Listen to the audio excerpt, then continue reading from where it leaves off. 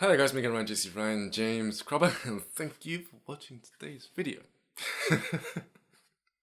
so, uh,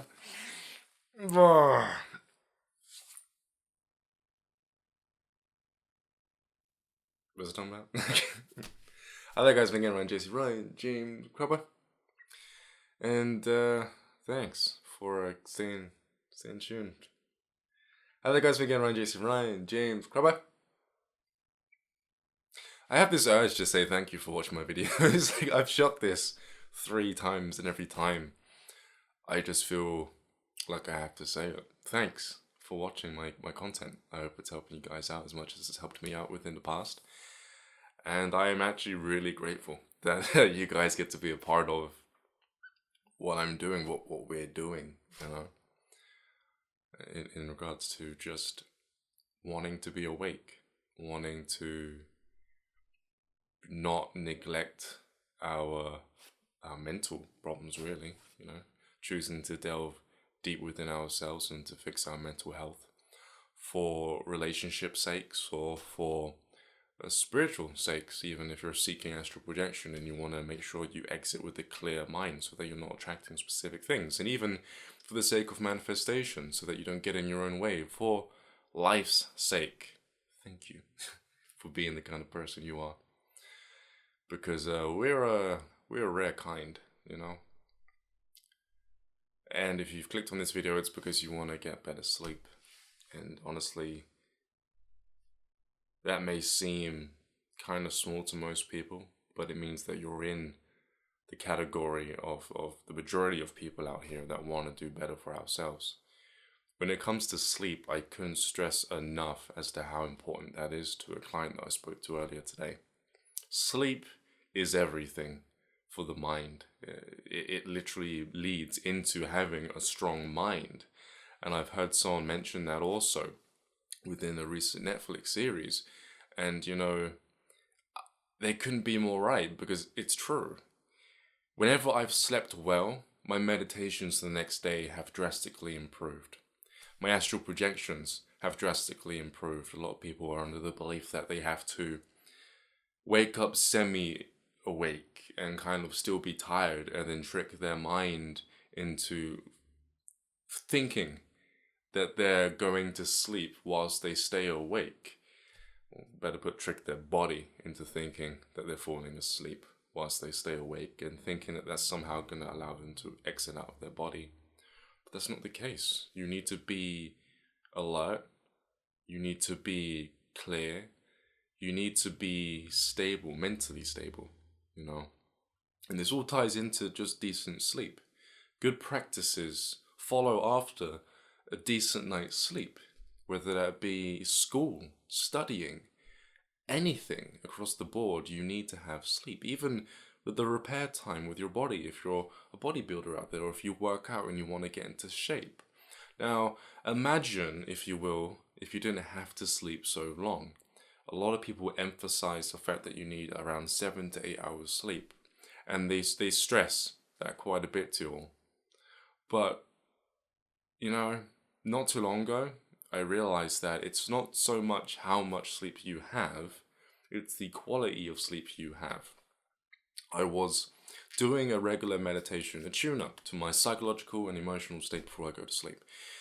And I'm going to tell you how to do this in a second, but just bear with me, because when I was doing this meditation, I'd ended up clearing a bunch of mental clutter. The thoughts that ramble within my head, and I'm sure others out there have the same problem, it leads into insomnia, where you just can't sleep because you've got so many things you want to do, so many things you possibly know you should have done but you didn't do, people you want to speak to, whether for good or for the bad, and you just have so much junk going on in your head, so much garbage, that you go to sleep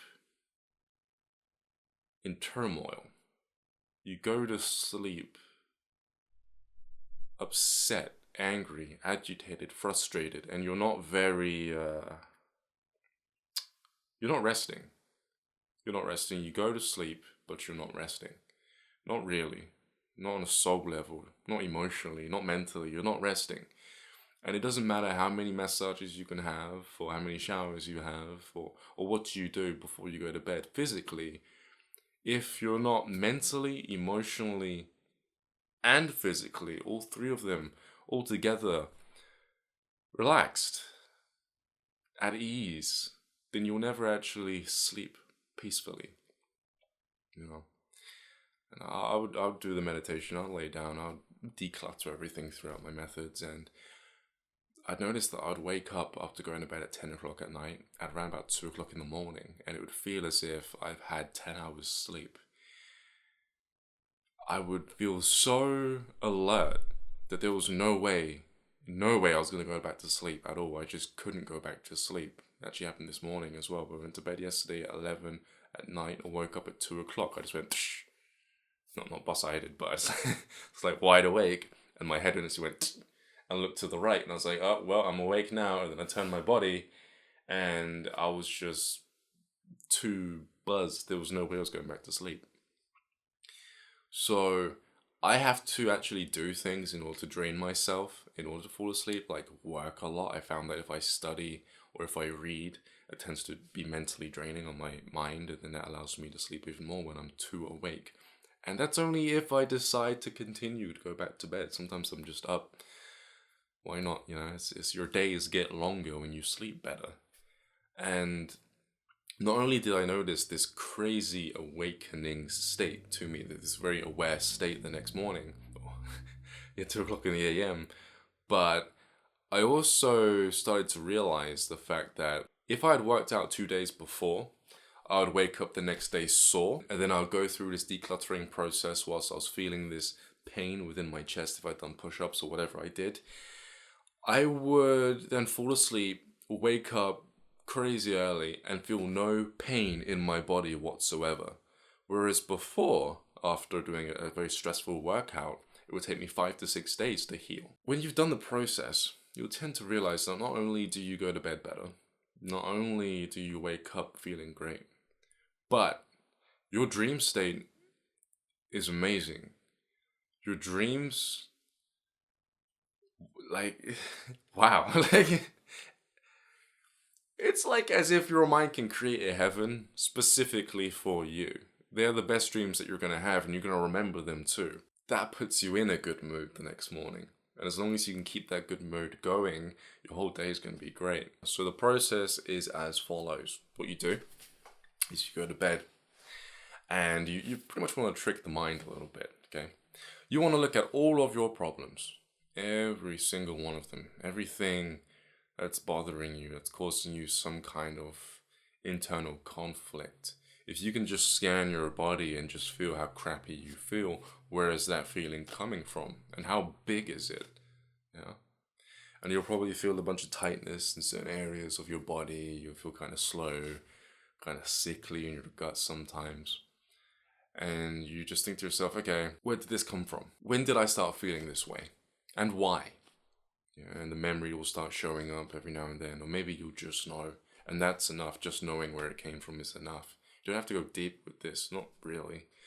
If you want, you can then start feeling other surrounding areas of your body, other areas that feel just as bad, but are slightly different, you know, like feeling angry, for example, is very closely related to feeling anxious over an anxiety. The anxiousness could have been created within your body during a separate memory throughout your week that bothered you.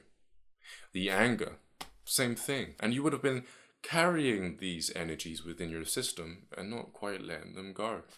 Because a part of you knows you need to resolve them, you need to fix them, you need to look at them a certain way, because when you were undergoing the process of feeling like crap, you wanted to say something, but you never did. To a specific person. But the good news is that when these situations had happened, they happened within the past, weeks, sometimes months ago. Okay? You want to notice that whilst you're lying on your back, getting ready for bed, you want to focus on the fact that there's a part of you that still wants to deal with it, unresolved issues. Okay? And then what you do is you tell that part of you, hey, you've been on my mind for the past week. A lot of time has transpired between the actual event and now. give me 6 or 10 hours just to be by myself. Just stop bothering me for this short period of time because we've always got tomorrow. The mind will often urge you to fix something because it doesn't see tomorrow. Because it thinks that today, this moment right now, is the only time that you have left in order to fix your internal problems. So it will stress you out, constantly come up to the forefront. But if you just tell it, hey, you've been around already, see this time that you've existed in already, realize that you have time to come up at some other point in time within your life and choose to tell it when to show up. Okay? Now that it knows that it's always got tomorrow, it's always had tomorrow. So say, hey, problems, I know you're there, I know I need to fix them, I know they're real issues that had happened before. When you communicate to it in this fashion, this stops you from being in resistance to the problem, and it allows your subconscious mind to realize the fact that you are aware of it, okay? And now that it knows that you're aware of it, it's not going to feel the need to constantly throw things in your face. It only gets worse when you're trying to push it away.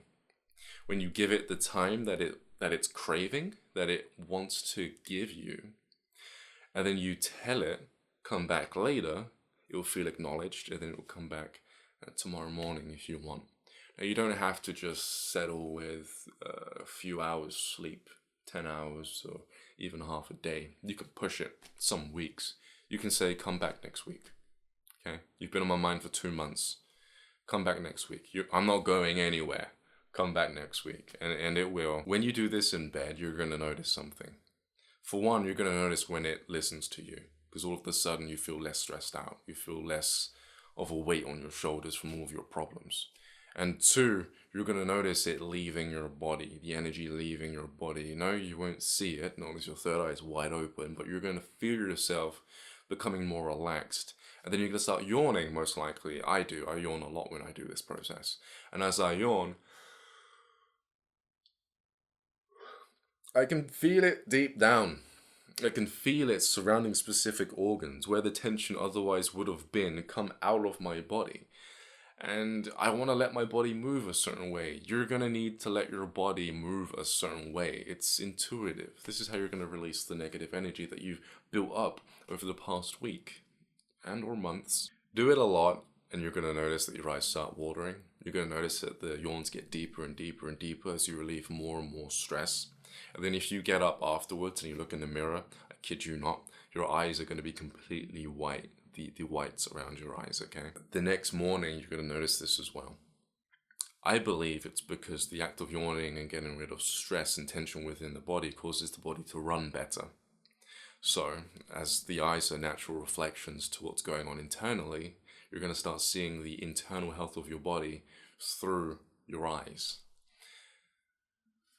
That's how you do it. That's how I've done it. It's fun. It's a really great practice, not just before you go to sleep, but throughout the day even, just to kind of shelf things every now and then. Not being in resistance. This shouldn't be confused as being in resistance or ignoring your problems. You're just simply addressing that they're there, which is quite healthy, and you're setting a plan. You're putting it in the calendar, so to speak, to address the problems at a later date, and then the problems won't bother you. You'll go to bed rested, you'll wake up with a lot of time, and then you'll be great. Now, other ways around not getting a good night's sleep is to prepare the physical body properly. I've mentioned it already earlier on today. If your mind and your emotional body are now aligned and filtered out, okay, you feel great. What you got to then do is start paying more attention to the physical body. You can do this by taking cold showers before you go to bed. That's it's kind of jarring at the beginning, but the anticipation or the fear of feeling cold will always outweigh the actual experience. And then once you feel cold and you feel nice and you feel kind of electrified, that will have quite a clearing sensation on your emotional state. Kind of slap you in the face a little bit too. And it'll kind of put some sense into you, which feels really good, especially if you're feeling very groggy and down and very complacent about your life and your situations. Next would be breathing. You can just lay there and breathe the tension out of your body. You don't really have to put yourself in some strange stretch. You can just put your awareness on any kind of physical sensation that feels tight. Often it's tight around the specific area where you're feeling the most inner turmoil, because those emotions tend to affect the surrounding area of your body. Just breathe it out, you know. And you can lay there for a good 10 to 15 to 20 minutes and just breathe it out, but not too much, because as you breathe in through your nose, focus on the tension and breathe out through your mouth, just relaxing it. If you do that enough, you're going to end up making your nervous system too sensitive, and then you'll start feeling pain within your body, okay? These physical things you want to do after you attend to the mind and the emotional body. So this is it. This is how to get a good night's sleep. And I can attest to it being a little bit more about sleep, actually. It deals with you just being able to deal with your stuff at a steady pace, rather than having everything come up, everything that you've stuffed down within your life. Because if you keep doing that throughout your life, eventually it's going to come up all at once. And that's when people hit a midlife crisis, if you will. I'm Ryan James Cropper. This has been your potential. Subscribe for more videos like this, and I'll speak to you pretty soon. Peace.